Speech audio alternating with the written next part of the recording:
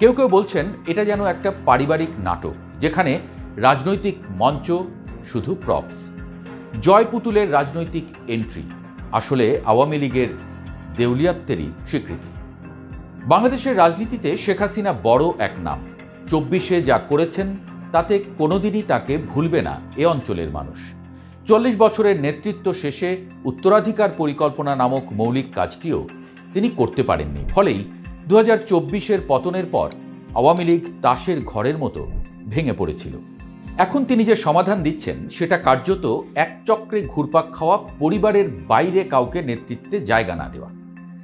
আজকের বাস্তবতায় মনে হচ্ছে জয় পুতুলে ভর দিয়েই দেশে ফেরার প্রস্তুতি নিচ্ছে আওয়ামী লীগ। কিন্তু এই মডেলে টিকবে তো দল, নাকি খাবি খেতে খেতে চিরতরে হারিয়ে যাবে অবস্থা?